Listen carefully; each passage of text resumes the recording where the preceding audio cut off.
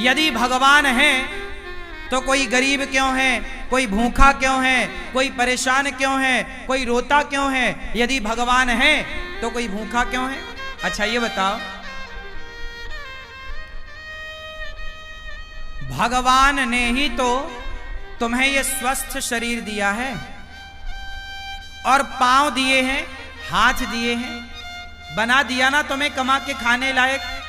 अब तुम कमा के खाने लायक हो फिर भी भूखों मरो तो इसमें भगवान का दोष है कि तुम्हारी अकर्मण्यता है। अरे तुम काम करते तो भूखों काहे मरते? बोलो, हर जगह भगवान दोषी है क्या? भगवान थोड़ी किसी को भूखा मार रहे हैं। भगवान ने तो कमा के खाने की आपको ताकत दे रखी है। पांव दिए हैं, हाथ दिए हैं। टाटा, बिरला, अडानी, अंबानी, अंबानी के पास भी दो ही हाथ हैं, आपके पास भी दो हाथ हैं। उसके पास भी इतना बड़ा दिमाग है, आपके पास भी उतना ही बड़ा दिमाग है। उसकी भी किडनी उतनी है जितनी आपकी है। उसके शरीर में भी लगभग उतना खून है जितना आपके में है। क्या ज्यादा दिया ईश्वर ने? उसने मेहनत की, उसने दिमाग लगाया, तो आज उसके पास सबसे ज्यादा पैसा है। तो ईश्वर ने तो आप सबको सब कुछ दे रखा है। आप अपने मन का, इंद्रियों का, अपने बुद्धि का सदुपयोग करो तो कोई गरीब नहीं होगा। कमाओ ना। किसने हाथ पकड़ा है? अंबानी तो नहीं कहते कि मैं गरीब हूं, मेरे पास खाने को नहीं है। वो मेहनत करते हैं, आप करो ना मेहनत। और भगवान को गालियां देने से क्या होगा? भगवान को कोसने से क्या होगा? अरे भगवान होते तो कोई गरीब क्यों होता? अरे भगवान है, सब तो दिया है तुम्हें। देखने को आंख दी, सुनने को कान दिया, चलने को पांव दिया। ये कोई तुम्हारे बाप ने थोड़ी दिया है। क्यों? तुम्हारे पांव तुम्हारे बाप ने दिए हैं क्या? तुम्हारी आंख तुम्हारे बाप ने दी है क्या? सब कुछ भगवान ने तो दे रखा है। अब फिर भी तुम भूखों मरो तो इसमें भगवान का क्या दोष है? तुम करते क्यों नहीं हो काम? इसलिए हर चीज के दोषी भगवान नहीं होते। आज का इंसान अपना दोष नहीं मानता कुछ। वो अपने ऊपर नहीं लेता कि जी मैं भी तो निकम्मा हूं। आजकल के लोग करते धरते कुछ नहीं है और चाहते इतना सारा है हमारे पास, हम धन्ना सेठ हो जाएं, पैसा हो जाए। अरे पैसा हो जाएगा, मेहनत करते हो क्या? मेहनत करने की क्षमता है? पसीना बहा सकते हो? तप सकते हो क्या? जो तप रहे हैं, जो मेहनत कर रहे हैं, वो आज सुखी हैं। वो नहीं रो रहे हैं कि हम गरीब हैं। जो मेहनत करेगा वो गरीबी की छाती चीरता हुआ आगे बढ़े। और जो मेहनत नहीं करेगा, अब तुम दिन भर तो क्रिकेट देखते हो 5 घंटा, दिन भर तो तुम मूवियां देखते हो, खटिया तोड़ते हो, कमाते धमाते बाप के टुकड़ों पे पलते हो। पापा जरा मोबाइल दिला दो, पापा जरा गाड़ी दिला दो, पापा जरा ये। अरे जिस उम्र में बच्चे अपने बाप के टुकड़ों पर पल रहे हैं, उस उम्र में ये अनिरुद्धाचार्य वृद्ध माओ की सेवा कर रहा है। तुम्हारी तरह हम भी आराम करते, तुम्हारी तरह हम भी आराम फरमाते रहते, तो हम भी तुम्हारी तरह बाप के टुकड़ों पे पलते होते। क्यों? मेहनत करोगे तो सब कुछ आएगा। मेहनत नहीं करोगे तो केवल रोना हाथ लगेगा तुम्हारे। भाग्य, कुछ लोग रोते हमारे तो भाग्य में ही नहीं है, हमारे तो भाग्य। अरे भैया, भाग्य में सब कुछ होता है। भाग्य तक पहुंचने के लिए क्या तुमने मेहनत करी? की ही नहीं। मेहनत करो, पसीना बहाओ। तुम्हें तो बस आराम चाहिए। हमारी 33 साल की आयु है। हमारी उम्र के लड़के देख लो, बाजार में शराब पी रहे हैं, बाप से कह रहे हैं पापा जरा मोबाइल दिला दो, पापा जरा गाड़ी दिला दो। बाप के टुकड़ों पे पल रहे हैं। हम भी तुम्हारी तरह बाप के टुकड़ों पे पलते तो हम भी तुम्हारी तरह होते। बाप के टुकड़ों पर ना पलो। युवा हो, पढ़े लिखे हो, सेल्फ डिपेंड बनो, मेहनत करो। और गरीबी का रोना मत रो, भूखमरी का रोना मत रो। मेहनत करने वाला कभी कहीं दुखी नहीं रह सकता। पसीना बहाने वाला, क्या आप पसीना बहाने को तैयार हैं? परंतु पसीना बहाने का भी एक फंडा है। सही दिशा में बहाया गया पसीना सार्थक होगा। आप गलत दिशा में पसीना बहाओ तो बहाते रहो, कोई अर्थ ना निकलेगा। पसीना भी कहां बहना चाहिए? सही दिशा में। आप पानी में लाठियां पीटो तो पसीना तो बहेगा, मेहनत तो होगी, एनर्जी तो वेस्ट होगी, पर उसका परिणाम कुछ ना आएगा। सही दिशा की ओर बढ़ो, सही लक्ष्य की ओर बढ़ो, सही प्लानिंग के साथ चलो, तब जाके परिणाम मिलेगा, गंतव्य तक पहुंचोगे, आपको मंजिल मिलेगी, मुकाम मिलेगा, सफलता मिलेगी, कामयाबी आपके कदम चूमेगी। वरना रोते रहो फिर गरीबी के नाम पे, भगवान के नाम पे और भाग्य के नाम पे। ना तो मैं भगवान के नाम पे रोता, ना तो मैं गरीबी के नाम पे रोता, ना तो मैं भाग्य के नाम पे रोता। मैं रोता नहीं हूं भाग्य और गरीबी और भगवान के नाम पर, मन लगा के मेहनत करता हूं सवेरे से लेके शाम तक।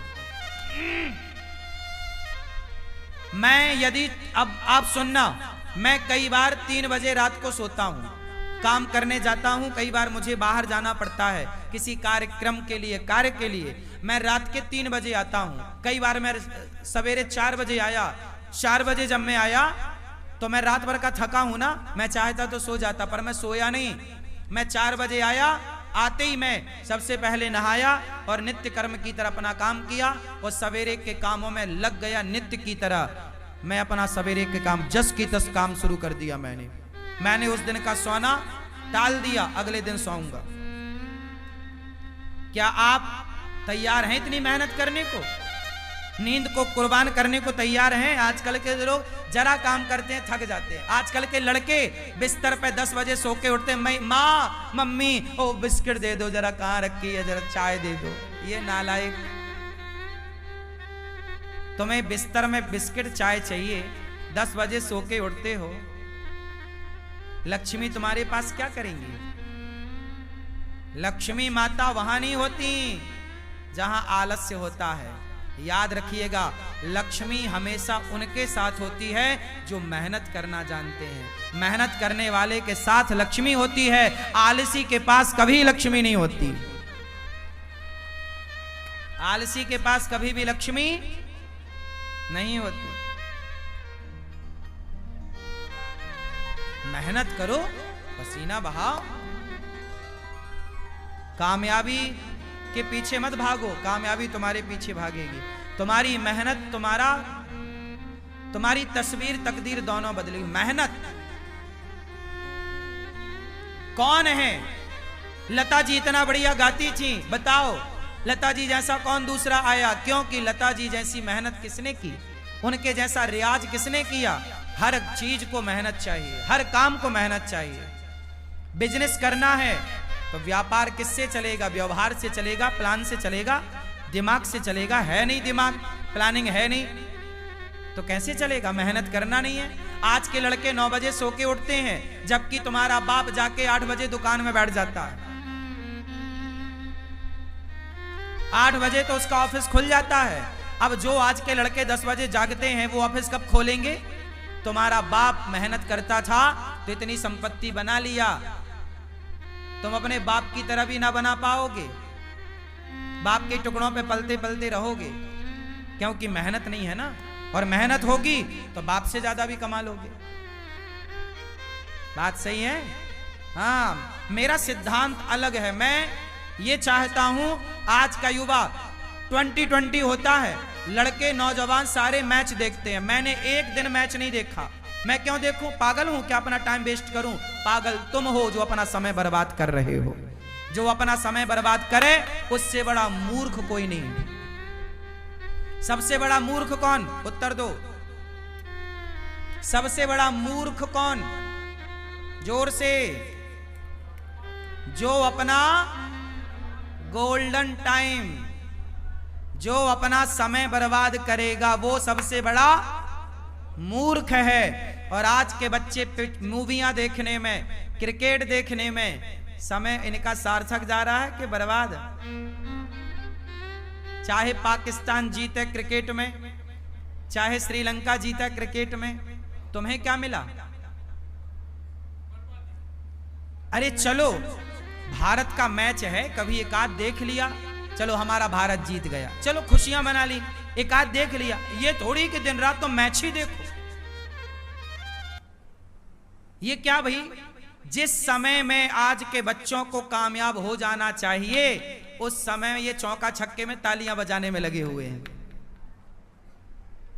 ये उम्र तुम्हारे सफल होने की है, ये उम्र तुम्हारे कामयाब होने की है।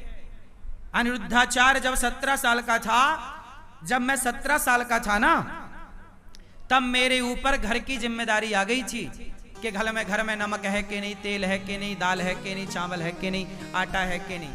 यदि घर में चूल्हा जलता, मैं मेहनत करूंगा तो चूल्हा जलेगा, नहीं करूंगा तो चूल्हा नहीं जलेगा, ये स्थिति थी।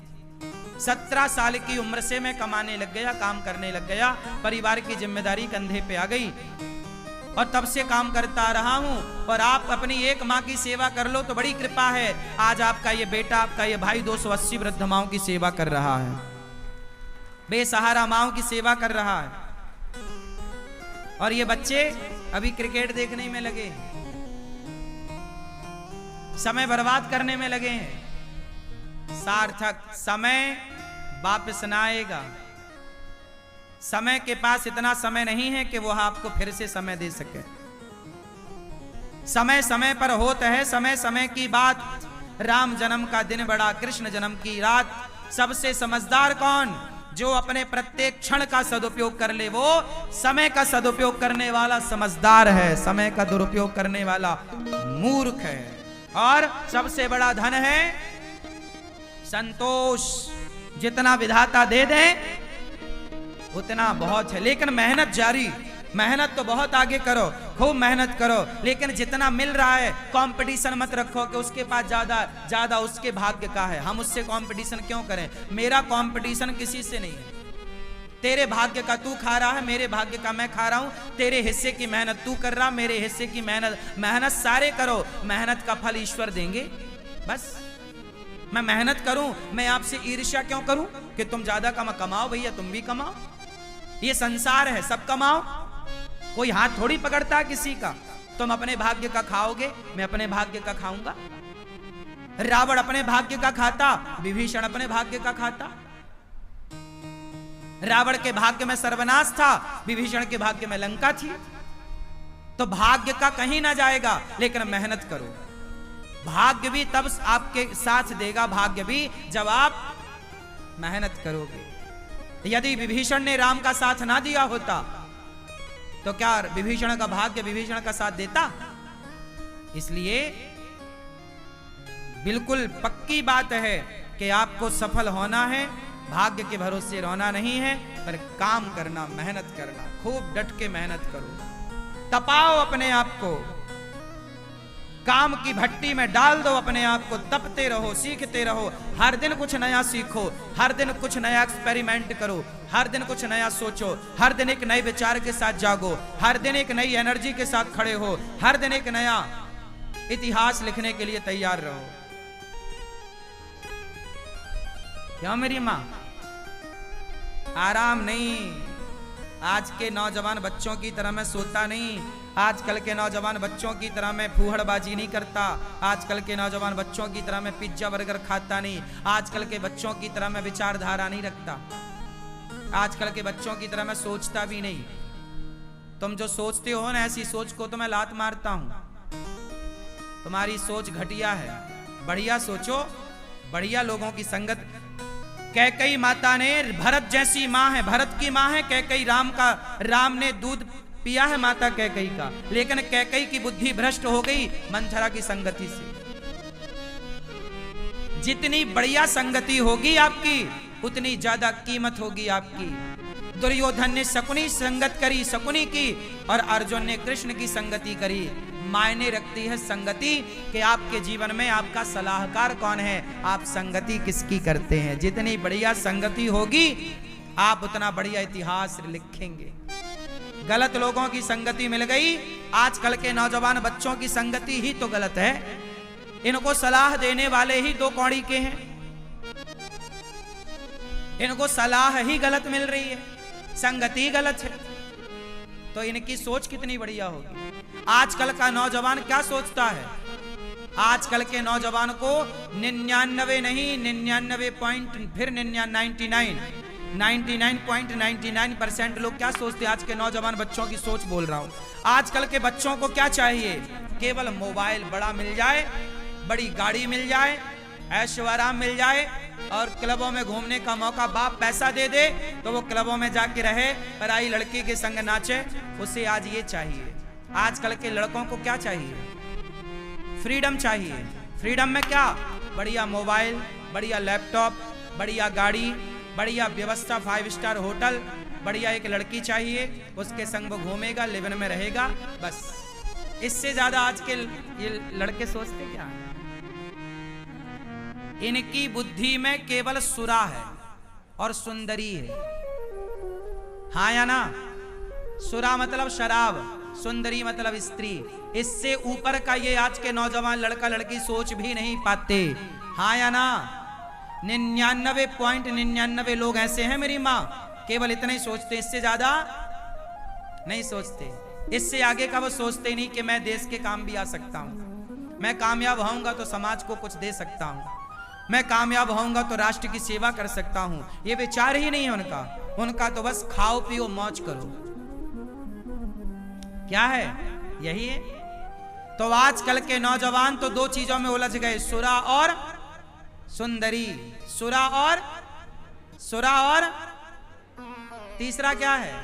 ऐसे लड़कों की मैं संगति नहीं करता, ऐसे लोगों की संगति से नाश करूंगा क्या?